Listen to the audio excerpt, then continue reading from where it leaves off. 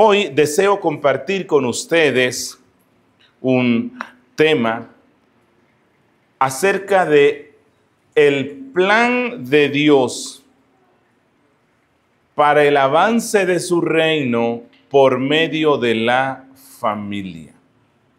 Y entonces quiero explicar un poco en qué consiste esto del reino, cuál es la importancia que esto tiene y luego cuál es el papel de la familia en ese reino que Cristo vino a instaurar. El diablo es el enemigo de ese reino y él usa el sistema del mundo para oponerse al avance de ese reino. Hoy día el diablo, Satanás, el adversario del reino de Dios, usa el sistema mundano en lo que algunos denominan el progresismo. El progresismo es uno de los enemigos más importantes del avance del reino de Dios. Recuerdan que Cristo dijo que las puertas del infierno no prevalecerían contra la iglesia. Pero el infierno constantemente está levantando muros para impedir el avance del reino de Cristo. Y uno de los muros más terribles que hay hoy se llama el progresismo. Ok, pero no vengo a hablar sobre ese tema, vengo a hablar acerca del papel de la familia en el avance del reino de Dios. Por lo tanto, por favor, acompáñenme a Deuteronomio, el capítulo 6, versos 6 al 9. Deuteronomio, capítulo 6, versos 6 al 9. Aquí Moisés está recordando la ley al pueblo.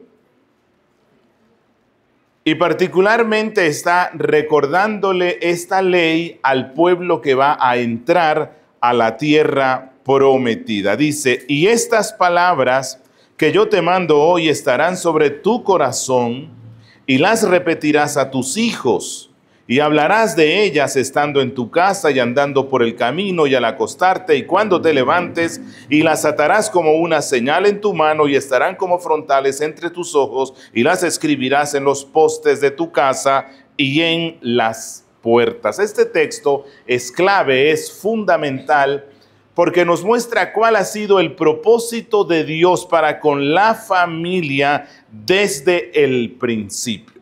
Y recordemos algo, la Biblia nos dice que el gran propósito, el propósito final para con la creación del hombre es que el hombre viva para su gloria. Eso es lo que dice las Escrituras, ¿verdad? ¿Para qué nos creó Dios? Para que vivamos para su gloria y nos gocemos de Él por siempre. Y entonces, para que el hombre viva para su gloria, debe hacerlo en una comunidad de gracia o en una comunidad del pacto.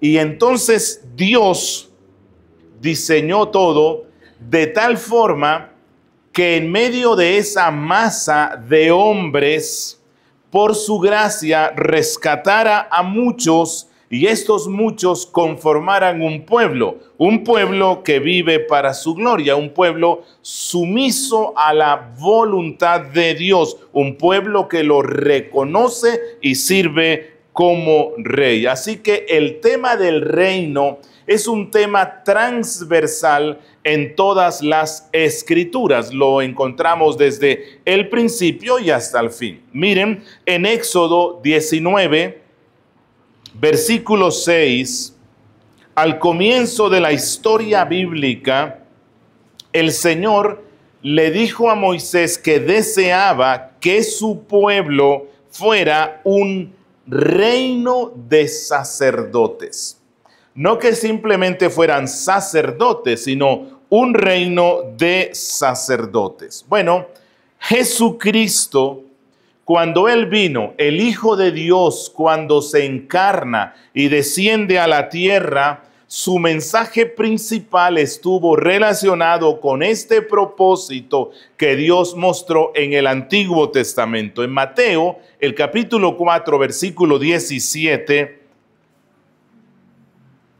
dijo: arrepentíos, porque el reino de los cielos se ha acercado.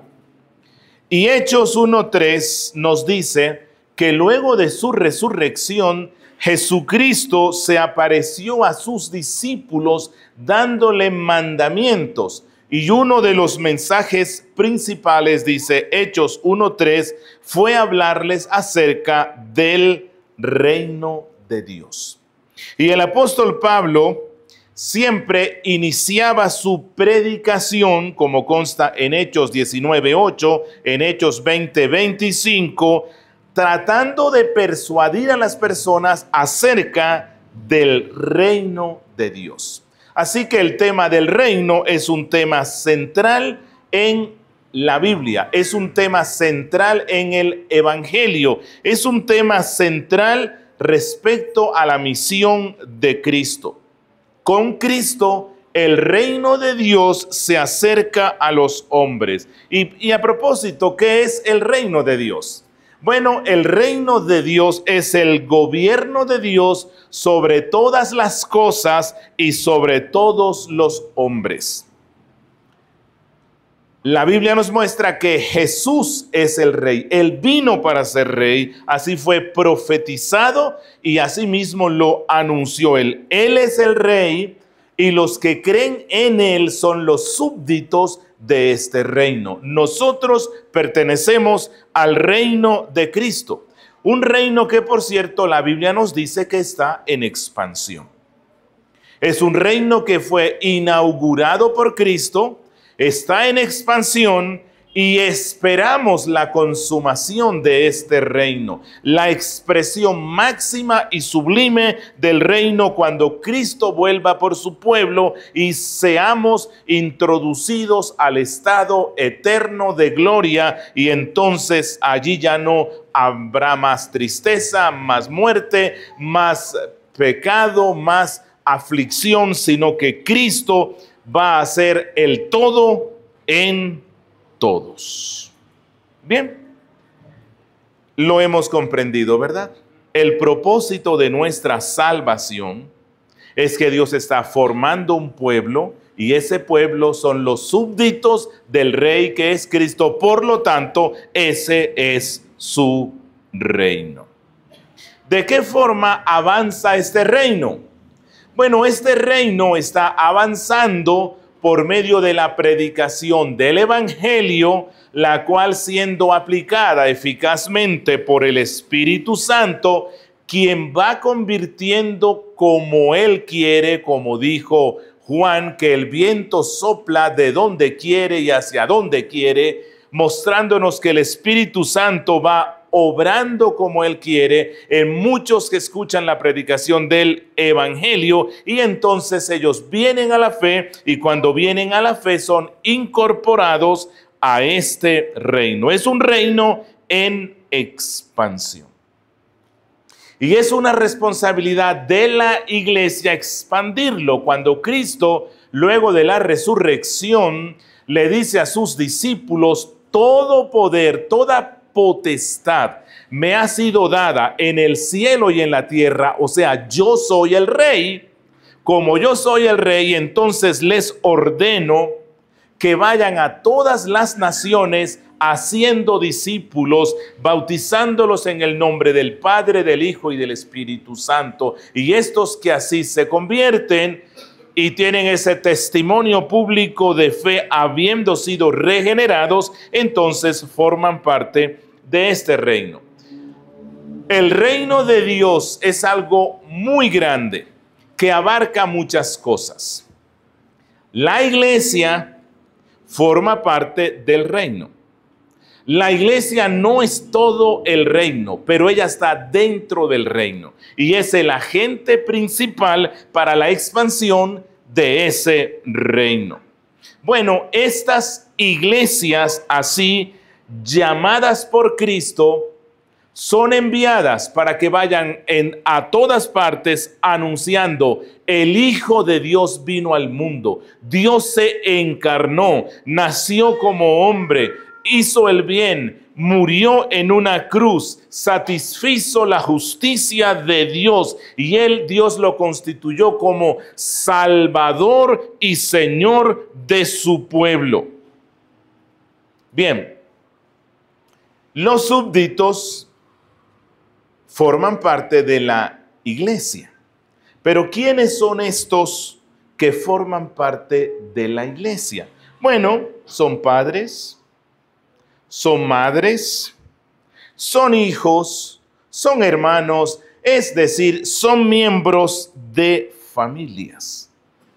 Por lo tanto, la iglesia, que es un instrumento del avance del reino de Cristo, está compuesto, ¿por qué? Por familias. Por familias. La familia es el núcleo de la sociedad y es el núcleo de la iglesia. Por lo tanto, y esta es una conclusión no solamente lógica, sino bíblica, si la iglesia tiene la misión de avanzar el reino de Cristo, ganando discípulos para Cristo, y la iglesia está compuesta por familias, entonces, ¿cuál es el instrumento principal de las iglesias para que este reino pueda avanzar? Indudablemente, la familia. Uno de los instrumentos principales para avanzar el reino son las familias. Y es de lo que quiero hablar hoy.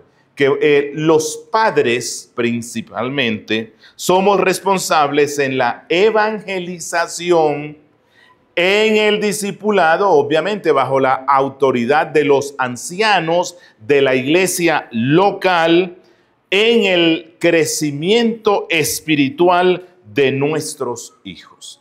Y entonces quiero compartirle algunos fundamentos bíblicos que nos van a llevar a pensar en el asunto y a asumir con mayor responsabilidad este rol, la familia como instrumento de evangelización, discipulado, avance del reino, bajo la autoridad y supervisión de la iglesia local, particularmente de los ancianos. Así que voy a compartirles hoy y mañana algunos fundamentos bíblicos. Y lo primero que quiero decirles, el primer fundamento, es que Dios creó a las familias para que fueran el principal centro de discipulado. Para que fueran el principal centro de discipulado. Bueno, no sé si recuerdan, hace algún tiempo se popularizó mucho las capacitaciones que enfatizaban la importancia de los grupos celulares. ¿Cómo era que se le llamaba? Bueno, algo así, ¿verdad? Células, no. Bueno, ok. Era para que se despertaran, hermanos.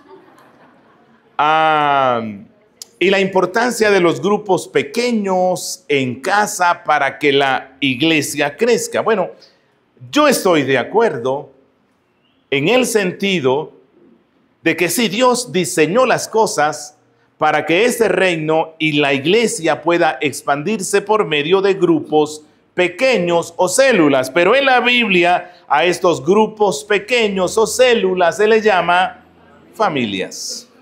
Esos son los grupos nucleares pequeños en los cuales los no creyentes tienen un contacto constante y una evangelización, vamos a llamar relacional. Los padres cumpliendo con su responsabilidad en discipular y evangelizar a sus hijos. El grupo pequeño más efectivo, donde se producen cambios de vida, es la familia. Dios diseñó a la familia para ser usada para moldear el corazón de los hijos con un amor profundo hacia Cristo. Así que la primera verdad que les dejo hoy es que las familias son los centros predilectos en la Biblia para el discipulado. Bien, así que allí les condensé en 3 minuticos lo que le van a enseñar por allá en un curso donde hay que pagar 600,000 pesos de cómo funcionan los grupos pequeños. La Biblia les llama familias. Ok, otro fundamento que deseo compartirles hoy es este. El propósito bíblico de ser padres y abuelos no es el de consentir y convertir a los hijos y a los nietos, y lo digo para mí mismo porque estoy en este instante en esa lucha. El sermón del pastor Guillermo me confrontó mucho. Tengo que arrepentirme. Tengo una nietecita muy linda y bueno, se ha convertido como en el centro de atención. Pero el propósito de ser padres y el propósito de ser abuelos es este: impactar a esos niños con el amor a Dios. Impactar a esos niños con el amor a Cristo. Ese es el mayor amor que podemos manifestar hacia nuestros hijos y hacia nuestros nietos. Miren, hay padres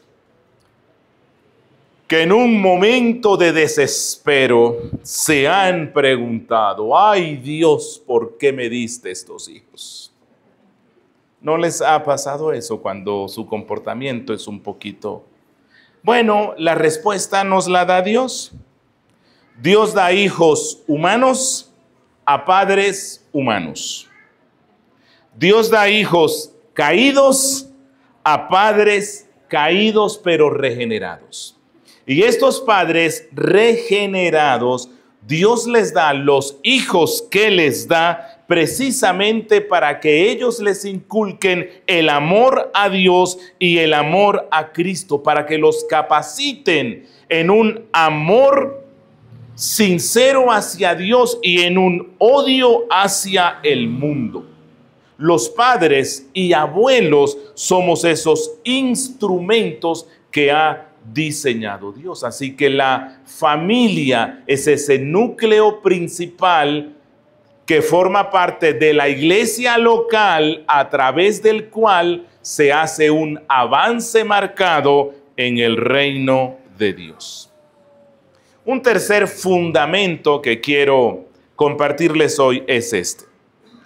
Dios ha diseñado a la familia como un motor esencial de la evangelización a través del poder de la fidelidad multigeneracional. Escriban allí multigeneracional. Y esto es lo que voy a explicar a partir de este instante y mañana. ¿En qué sentido Dios usa a la familia en un poder evangelizador multigeneracional? Bueno, el deseo de Dios es llenar a la tierra con adoradores. Cristo dijo que Dios busca adoradores que le adoren en espíritu y en verdad. Bueno, ya hemos visto en el fundamento 1 y en el fundamento 2. La Biblia nos enseña que uno de los medios principales para que se logre esto, para que se formen adoradores que adoren a Dios en espíritu y en verdad, que lo amen, es la familia. Pero hablo de familias que están sujetas a la iglesia local. Porque recuerden que la gran comisión le fue dada ¿a quién? A la iglesia. Pero la iglesia está compuesta por familias. Les voy a mostrar por medio de unos versículos bíblicos que una de las formas efectivas que diseñó Dios para el cumplimiento de sus planes en conformar un pueblo que viva para sí mismo es por medio de la fidelidad multigeneracional. Y esa fidelidad multigeneracional se adquiere, se conserva, se consolida y se expande cuando las familias cumplen ese rol esencial y nuclear que les ha dado Dios. Así que vamos a hacer un recorrido entre hoy y mañana a través de las Sagradas Escrituras. ¿Qué nos enseñan ellas sobre esto de la eficacia de las familias en una fidelidad multigeneracional, amando a Dios y creando adoradores que vivan para su gloria? Vamos a empezar con Génesis 1. Todo empieza allí. En Génesis 1, 28, cuando Dios crea a Adán y a Eva, les dio una instrucción. Escuchen lo que les dijo Dios. Y los bendijo Dios y les dijo: fructificad y multiplicaos, y llenad la tierra y sojuzgadla. Siempre me he preguntado, bueno, no siempre, desde hace por allí unos años, unos 10 años, ¿por qué en las bodas que celebramos los pastores, cuando estamos dando cuando se toman los votos, ¿por qué no mencionamos esto? En la primera boda que se celebró en el mundo, que la celebró Dios, el primer mandamiento que le dio Dios a los que se casan fue este: fructificad y multiplicaos, llenad la tierra y sojuzgadla. En las bodas es muy raro que se use eso, así que quiero animar a los pastores que están aquí, que en nuestras ceremonias matrimoniales esto tiene que ser algo importante, y le decimos a los dos que se casan, si se casan en una edad reproductiva, ¿verdad? Y les decimos: ustedes dos se casan para la gloria de Dios, y esto es el primer mandamiento que les da Dios: fructificad y multiplicaos. Necesitamos recuperar eso en este tiempo donde, según leía en El Tiempo hace poco, los matrimonios, si no estoy mal, se redujo en un 31% el nacimiento de bebés en los últimos 10 años. 31%. Eso es mucho, porque hoy día pues es más fácil, o las personas quieren más bien tener una mascota. Y están felices, pero están yéndose en contra de lo que Dios dice: fructificad y multiplicaos. Bueno, cuando Dios dice fructificad y multiplicaos, Dios creó al hombre a su imagen y semejanza para que reflejara la santidad, la justicia, el amor, el conocimiento, el amor de Dios. Por lo tanto, como Dios se ama a sí mismo y Él lo puede hacer porque Él es Dios, una de las cosas que más ama Él es ver sus imágenes andando en esta tierra.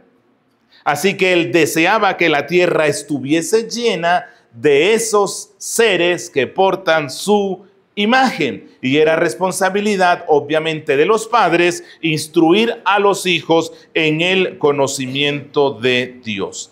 Pero cuando pasamos a Génesis 3, ¿qué encontramos? Bueno, vamos a encontrar que Eva y su esposo, sí tuvieron hijos, tuvieron nietos, bisnietos, pero era una generación mala y perversa, rebelde contra Dios. La tierra se llenó no de adoración, más bien de pecado, de maldad. Así nos lo describe Génesis 6, versículo 5. Y vio Jehová que la maldad de los hombres era mucha en la tierra, y que todo designio de los pensamientos del corazón de ellos era de continuo solamente el mal. Así que Dios, en su plan soberano, diseñado desde antes de la creación del mundo, en ese plan Dios decide destruir a toda la raza humana y preservar solamente a una familia justa. Y entonces Dios deja a Noé y a su familia para que a través de ellos se poble nuevamente la tierra. ¿Qué fue lo primero? Una de las cosas primeras que le dijo Dios luego que los rescata del diluvio. Génesis 9, versículo 1. Y esto suena a lo que ya hemos visto en Génesis 1. Y bendijo Dios a Noé y a sus hijos y les dijo: fructificad y multiplicaos y llenad la tierra. Dios repite lo mismo.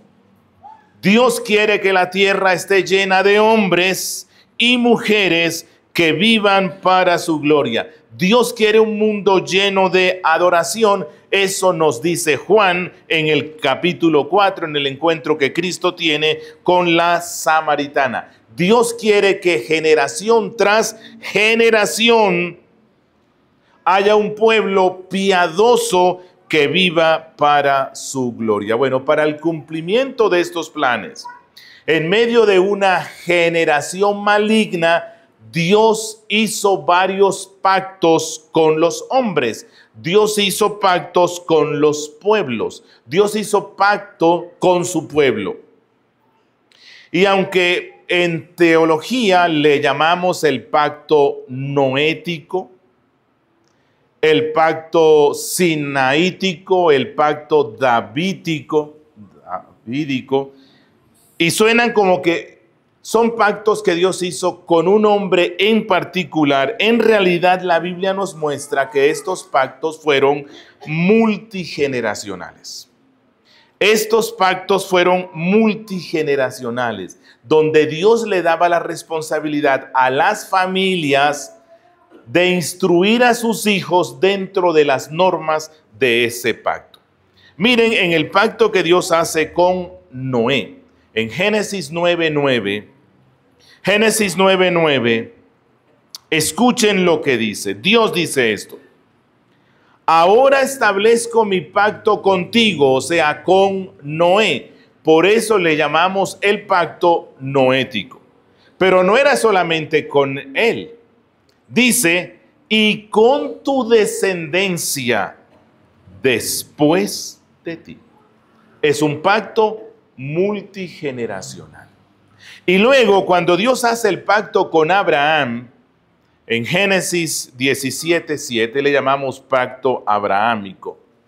Génesis 17:7, escuchen, Dios dice: estableceré mi pacto como pacto eterno entre mí y ti, Abraham. Pero el versículo no concluye allí. Dios dice, y con tu descendencia después de ti por las generaciones venideras, para ser tu Dios y el Dios de tu descendencia después de ti. Así que los pactos en la Biblia no fueron, estrictamente con una sola persona. Fueron pactos que Dios hizo con hombres en particular, pero que estos hombres representaban a múltiples generaciones. Y esto es algo clave para entender el papel de la familia en el plan redentor de Dios. El papel de la familia en el plan de la evangelización del mundo. El papel de la familia en el plan del avance de la iglesia. Miren, regresando a Génesis 18, cuando Dios hace el pacto con Abraham, Dios le da una misión. Miren en Génesis 18, verso 18. Aquí hay una articulación de los propósitos que Dios tiene para Abraham. Génesis 18:18 dice: habiendo de ser Abraham una nación grande y fuerte a causa del pacto que Dios hizo con él, y habiendo de ser benditas en él todas las naciones de la tierra. Esto refleja el deseo de Dios, que también se puede ver en Génesis 12 y en Génesis 15, donde descubriremos que Dios quería bendecir a Abraham para que a través de él viniera la bendición a todas las naciones. Ese era el plan. A través de ti bendeciré a todas las naciones. Dios busca adoradores en todo el mundo. Pero ¿qué se requería en este pacto que Dios hizo con Abraham? ¿Qué se requería de Abraham que fuera la respuesta a esta visión global y universal de Dios?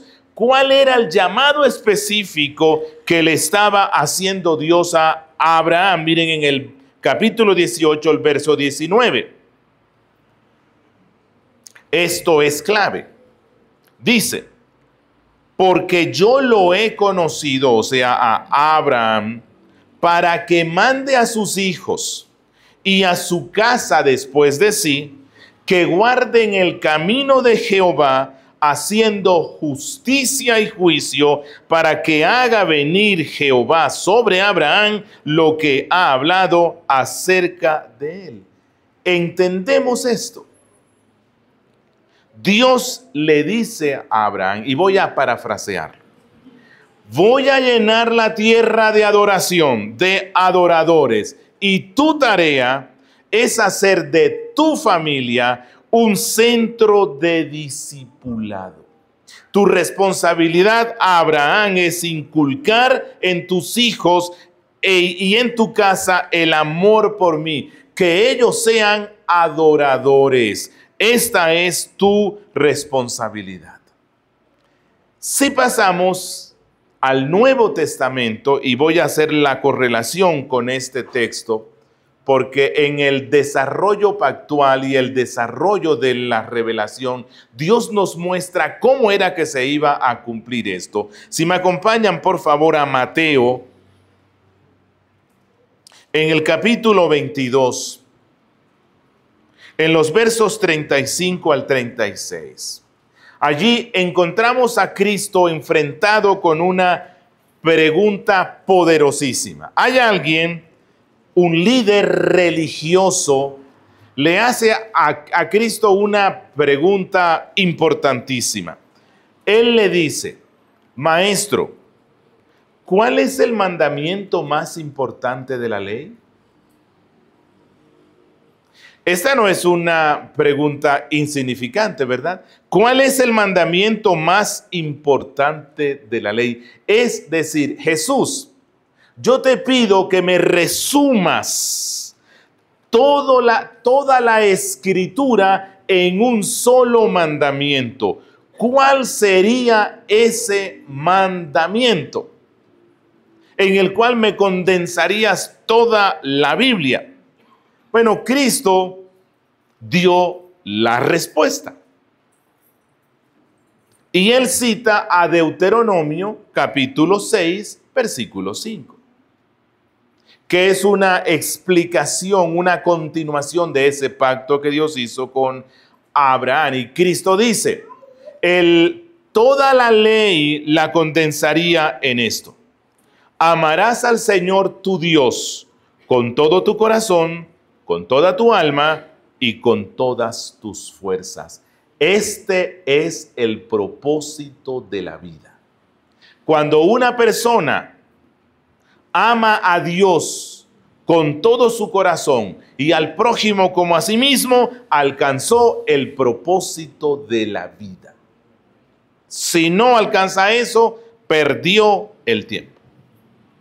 Es decir, no hay nada más importante para una persona en este mundo que conocer a Dios y amarlo. Jesucristo lo dijo también así en Juan. Y esta es la vida eterna, que te conozcan a ti, el único Dios verdadero, y a Jesucristo, a quien has enviado. Bueno, ¿qué espera Cristo que haga uno con este mandamiento en el cual condensó Él toda la ley? ¿Qué debemos hacer? ¿Se ha puesto a pensar? Si Cristo dice que toda la ley se condensa en amar a Dios con todo tu corazón y amar al prójimo como a ti mismo, ¿qué debemos hacer con eso? Si hemos tomado en serio esto, ¿cómo obedecemos ese gran mandamiento hoy?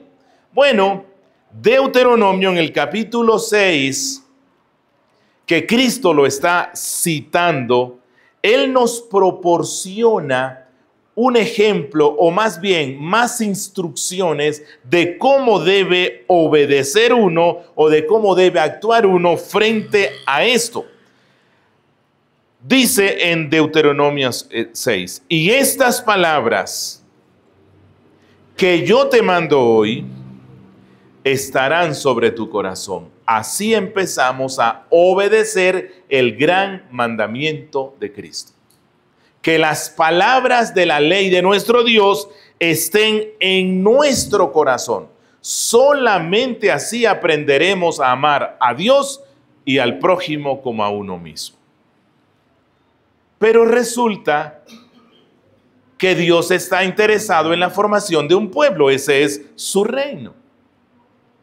Por lo tanto, Moisés no solamente nos dice que la ley esté sobre tu corazón, sino que sigue: y las repetirás a tus hijos, y hablarás de ellas estando en tu casa. Esto es la primera tarea para la comunidad de fe en respuesta al gran mandamiento de Cristo. ¿Dónde quiere Dios que comencemos a amarlo? Inculcando la ley de Dios, el evangelio de Cristo a nuestros hijos. Esa es la clave. Nuestra principal responsabilidad en la gran comisión que nos dio Cristo no son las personas que viven en África. No son los musulmanes, son tus hijos, tu esposa, tus nietos. Ese es el gran principio de la Biblia. El gran cumplimiento de la gran comisión en el Antiguo Testamento y en el Nuevo Testamento se encuentra en el discipulado familiar. En el discipulado familiar, siendo los padres los principales formadores espirituales de sus hijos. ¿Cómo hacemos esto? ¿Somos tan débiles? ¿Cómo hacemos esto? Yo soy un hombre pecador. ¿Cómo puedo transmitir la fe y el amor a Dios y a Cristo a mis hijos? ¿Cuál es la fórmula mágica? ¿Cuál es? Dios por lo menos nos da el punto de partida. Miren lo que dice Dios, y esto no es nada misterioso. Él dice: hablen de estas cosas cuando estén en casa. Así se empieza.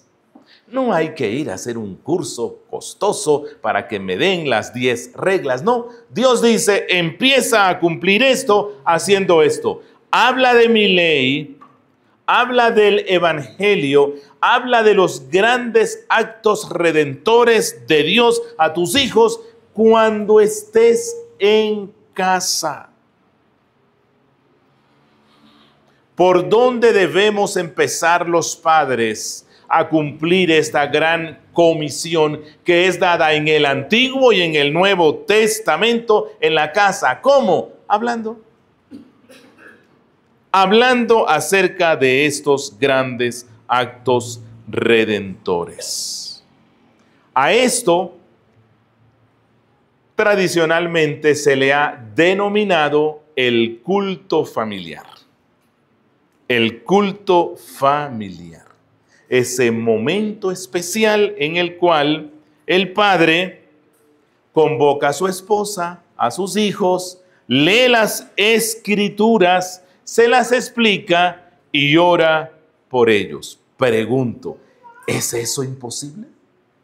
¿Es eso difícil? No. Dios dice que así empezamos a cumplir el gran mandamiento. ¿En qué consiste? Hablarles a nuestros hijos. ¿De qué? De este libro. Todos los días. Esto implica que debemos tomar en serio la palabra de Dios. El problema es que confiamos más en las estrategias que nos enseñan otros. Quiero aprender cómo fue que el pastor MacArthur llegó a tener una iglesia tan grande y entonces quiero ir allá y quiero ver. No, no necesitamos eso. ¿Cómo fue que el pastor tal hizo que sus hijos todos fueran cristianos? Quiero conocer la clave. Pues Dios nos la da. Háblales de Dios. Háblales de la Biblia. Háblales de Cristo. Háblales de su ley. Háblales del evangelio. ¿Dónde? En la casa. En la vida cotidiana. Al levantarse, al acostarse, cuando coman, cuando estén juntos, aprovecha el tiempo. ¿Es eso difícil?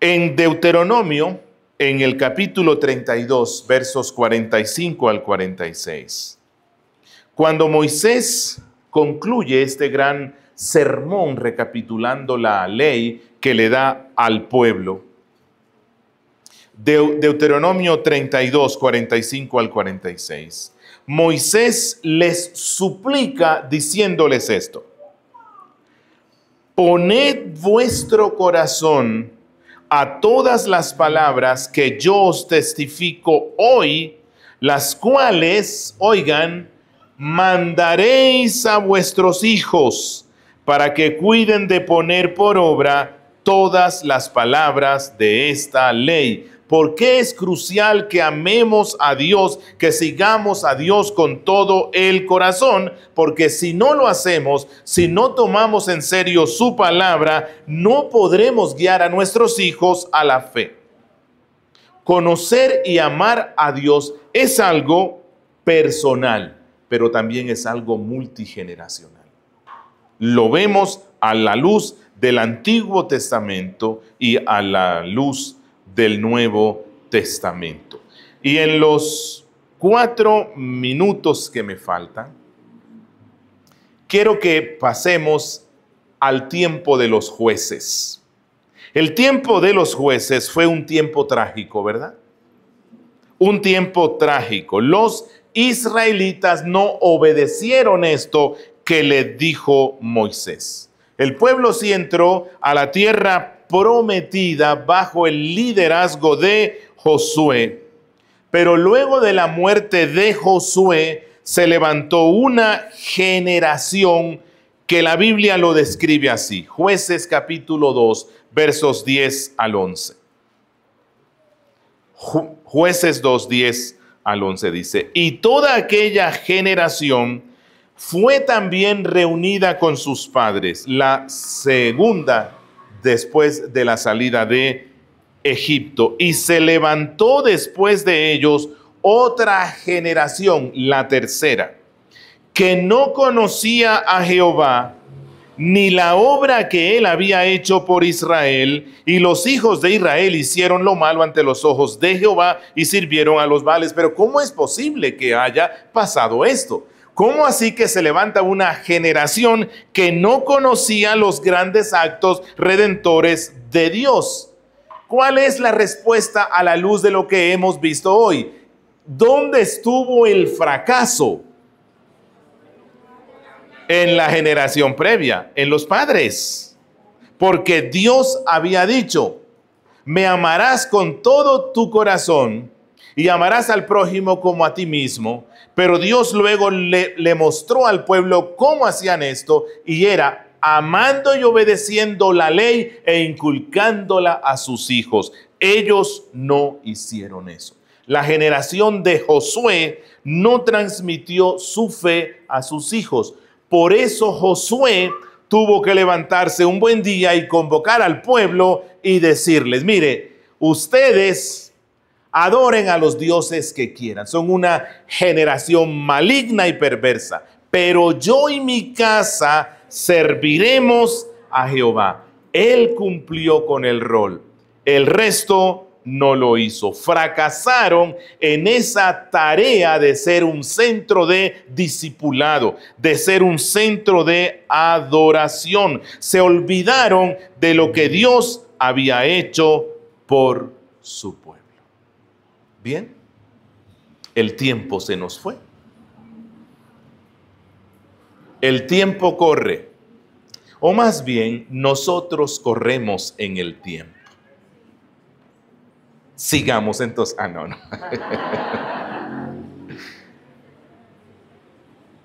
Espero que se lleven esta reflexión de lo que hemos visto hasta hoy y mañana lo vamos a continuar. Demos gracias a Dios. Padre, una vez más te agradecemos por las sagradas escrituras. Y gracias porque a ti te ha placido incluirnos en esta empresa tuya que se llama el reino y volvernos socios tuyos, siendo instrumentos responsables en el avance de la iglesia de Cristo en este mundo. Perdónanos porque hemos sido padres irresponsables, porque somos parecidos a la generación de Josué. No te hemos amado con todo nuestro corazón y no hemos inculcado la fe a nuestros hijos. Pero gracias porque hoy, durante todas las exposiciones que hemos escuchado, tú nos has retado. Por lo tanto, nos arrepentimos y te rogamos que nos des de la gracia para ser una generación que cumple con el pacto. Guárdanos, oh Dios, en Cristo Jesús. Amén. Amén.